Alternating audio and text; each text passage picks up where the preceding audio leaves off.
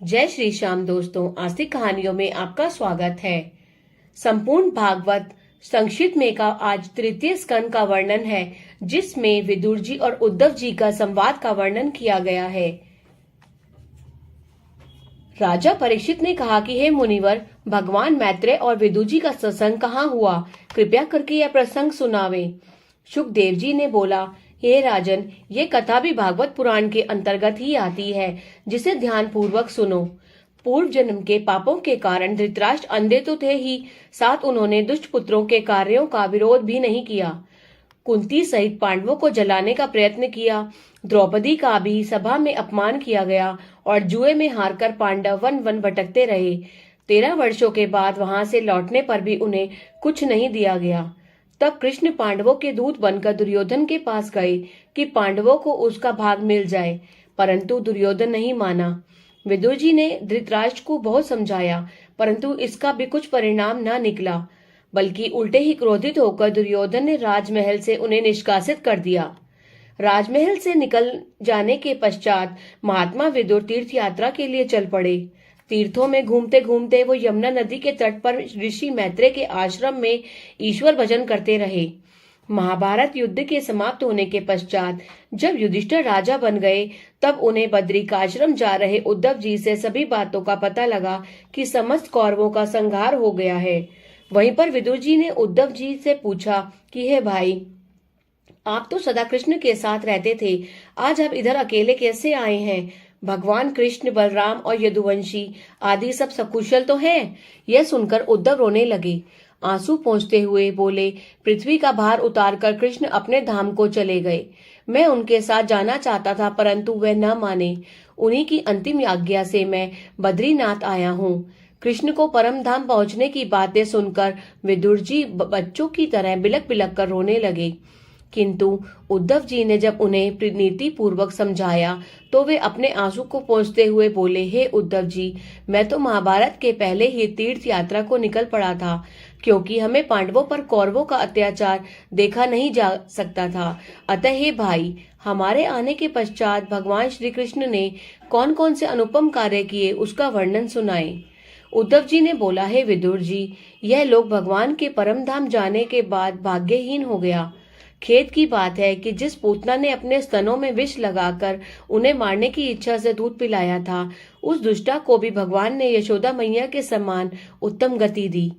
कंस के भेजे हुए राक्षसों को लीला मात्र से ऐसे नष्ट कर दिया, जैसे मिट्टी के खिलौने को बालक तोड़ देता है।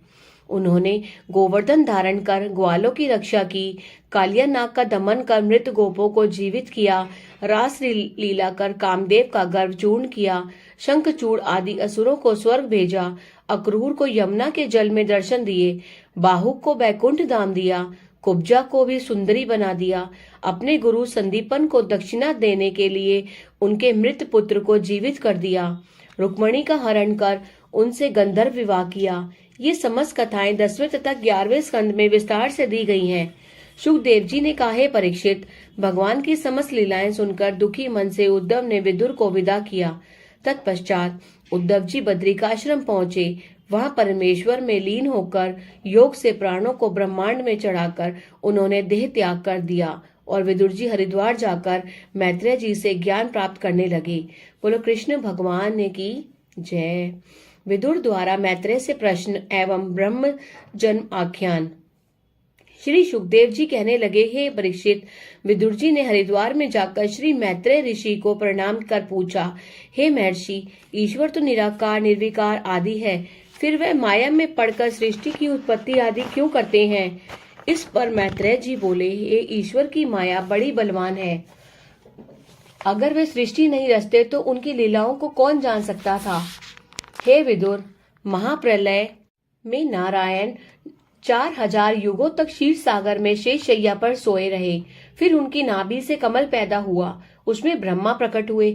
मैं कैसे पैदा हुआ, ये जानने के लिए वे कमल नाल पकड़कर जल में बढ़ने लगे, किंतु हजारों वर्ष बीतने पर भी कुछ नहीं जान सके। अतः वापस कमल में लौट आए और समाधि में लीन हो गए। समाधि में उन्हें शेष शैया पर लौटे विष्णु के दर्शन हुए। बोलो कृष्ण भगवान ने की जय।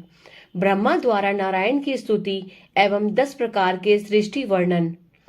राजन, जैसे ही ब्रह्मा जी को भगवान नारायण के दर्शन हुए, वैसे ही उन्होंने गदगद हृदय से उनकी स्तुति प्रारंभ कर दी।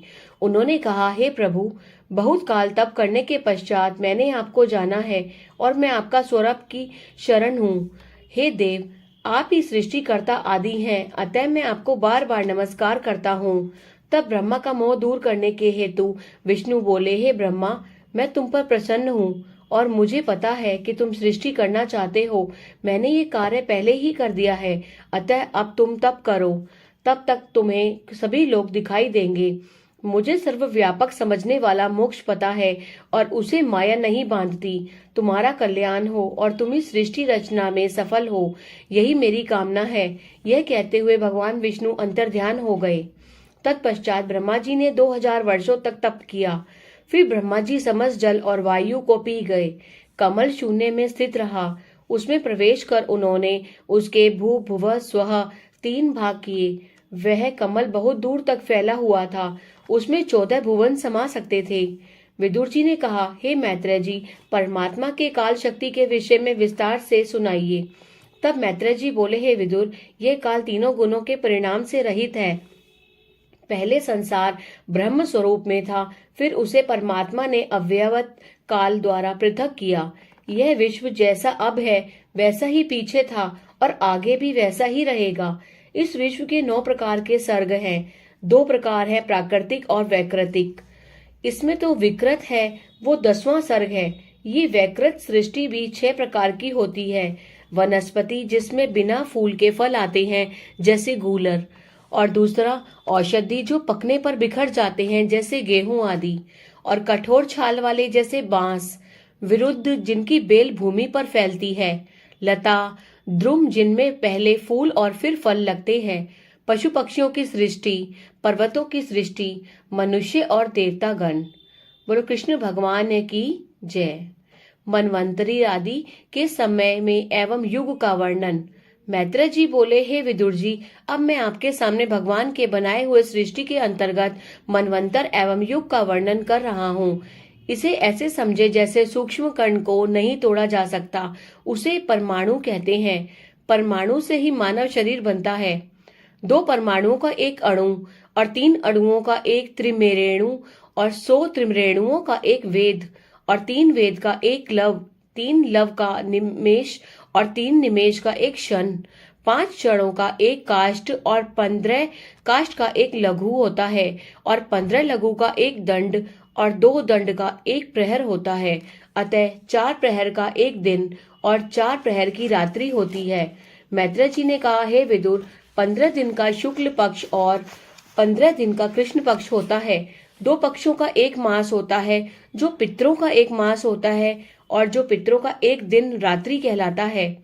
6 महीनों का एक अयन होता है और 2 अयनों का देवता एक दिन रात होता है, जिसे मनुष्य एक वर्ष कहते हैं। उपरोक्त परिणाम से ही अब युगों की आयु का वर्णन कर रहा हूँ। युग 4 होते हैं, सतयुग, त्रेता युग, द्वापर युग और कलयुग।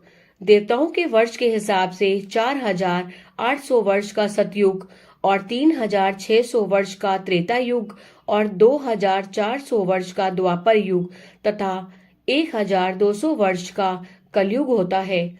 सतयुग में धर्म 4 चरणों से होते हैं, त्रेता में 3, द्वापर में 2 और कलयुग में 1 चरण से रहता है। हर कल्पांत में पृथ्वी जल में डूब जाती है, जबकि कई युग परिवर्तन के बाद कल्पांत आता है। उस समय विष्णु शेष शैया पर योग निद्रा में सो जाते हैं। तत्पश्चात कमल उत्पन्न किया जाता है और फिर ब्रह्मा की सृष्टि होती है। उसके बाद ब्रह्मा द्वारा तप करके सृष्टि प्रारंभ की जाती है। गति हर प्रलय के बाद आती है, जब 16 प्रलय आ चुका हो। बोलो श्री कृष्ण भगवान की जय। ब्रह्मा की सृष्टि का वर्णन। मैत्रेय जी बोले, हे विदुर, जब ब्रह्मा जी को नारायण का दर्शन मिल गया और तप का पूर्णाहुति कर लिए, तब उन्हें सृष्टि उत्पन्न करने का ज्ञान मिला और सृष्टि रचना प्रारंभ कर दी। सबसे पहले उन्होंने मोह और महामोह, तम तामस स्त्री तथा अंधता मिस्र की रचना की। तत्पश्चात उन्होंने अपने मन से सनातन, सनक, सनंदन और सनत कुमार को उत्पन्न किया। उसे संतान पैदा करने का आदेश दिया, किंतु उन चारों ने ब्रह्मा की आज्ञा को मानने से इनकार कर दिया। तब क्रोध में आकर ब्रह्मा जी की बाहों से बालक पैदा हुआ। वह रोते हुए बोला, मेरा कर्म है। ब्रह्मा जी बोले, तेरा नाम रुद्र है। हृदय प्राण आदि 11 स्थानों में रहेगा। मन्ने, महीनम, शिव आदि तेरे 11 नाम होंगे। अब तुम संतान उत्पन्न करो। तब रुद्र ने अनेक बच्चे पैदा किए, जो भूत पिशाच आदि हुए, जिन्होंने विश्व को निगल जाने की चेष्टा की। तब ब्रह्मा जी रुद्र से बोले, तुमने भयंकर संतानों को पैदा किया है, अब तुम तप करो, इससे तुम्हें तमोगुण नष्ट होकर सत्व गुण का उदय होगा। रुद्र तप करने लगे। इधर ब्रह्मा जी ने मरीचि, अत्रि आदि 10 पुत्र पैदा किए और नारद भी उन्हीं 10 में से एक हुए। तत्पश्चात ब्रह्मा जी के शरीर के विभिन्न अंगों से विभिन्न प्रकार के जगत पैदा हुए, जिनसे उन्होंने रूपवती सरस्वती को पैदा किया। उसे देख ब्रह्मा मोहित हो गए, वे रमण करने को तैयार हो गए। तब उनके मारीची, अंगिरा आदि पुत्रों ने इसे अधर्म बताते हुए उन्हें ऐसा न करने को परामर्श दिया। इससे उनके हृदय में ज्ञान का उदय हुआ। पुत्री के प्रति इस प्रकार का भावना से लज्जित होकर ब्रह्मा ने प्राण त्याग दिए। उनका शरीर की दिशाओं में बांट दिया गया। तत्पश्चात फिर क्रमानुसार नियमों के मुताबिक ब्रह्मा प्रकट हुए तो वे विचार करने लगे कि सृष्टि रचना कैसे करूं।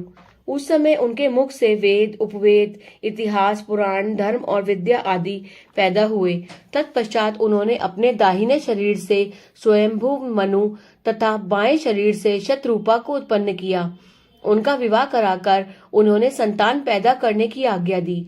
इस पर स्वयंभू मनु बोले, हे पिता, यहाँ तो जल है, अतः पैदा होने वाली संतान कहाँ रहेगी? ब्रह्मा ने कहा, हे मनु, प्रजा के रहने योग्य पृथ्वी इसी जल में डूबी हुई है। मैं इसका उद्धार करने के प्रयत्न करता हूँ, तब तक तुम तपस्या करो। जब पृथ्वी ऊपर आ जाएगी तब तुम संतान पैदा करना। बोलो श्री कृष्ण भगवान की जय। परमेश्वर का वाराह अवतार। मैत्रेय जी बोले, हे विदुर, तत्पश्चात ब्रह्मा पृथ्वी के उद्धार के लिए भगवान नारायण की स्तुति करने लगे। तब ध्यान में आकर भगवान विष्णु बोले, हे ब्रह्मा, तुम चिंता न करो, मैं वाराह रूप में हिरण्याक्ष को मारकर पृथ्वी के ऊपर ले आऊंगा। उसी समय ब्रह्मा को एक छींक आई और उनकी नाक से एक बहुत ही छोटा सूअर निकला। कुछ ही देर में वह हाथी के बराबर हो गया और वह शीघ्र ही पाताल में प्रवेश कर गए। वहां उन्होंने पृथ्वी देखी, परंतु हिरण्याक्ष न दिखाई दिया। अतः उन्होंने पृथ्वी को अपनी दाढ़ी पर उठा लिया और चल पड़े। मार्ग में उन्हें हिरण्याक्ष मिल गया। वह वाराह के कार्य के से अत्यंत क्रोधित हो गया और दोनों में द्वंद्व युद्ध शुरू हो गया। कुछ ही क्षण में वाराह भगवान ने हिरण्याक्ष को मारकर पृथ्वी को ऊपर ले आए। यह देखकर ब्रह्मा जी परम प्रसन्न हो गए और नारायण की स्तुति करने लगे। बोलो श्री कृष्ण भगवान की जय। ओम नमो भगवते वासुदेवाय। यह कथा में आनंद आया तो कृपया करके लाइक का बटन दबाइए और इसे अधिक से अधिक शेयर कीजिए, जिससे सभी लोग इस कथा का लाभ उठा सके। श्री कृष्ण भगवान की जय।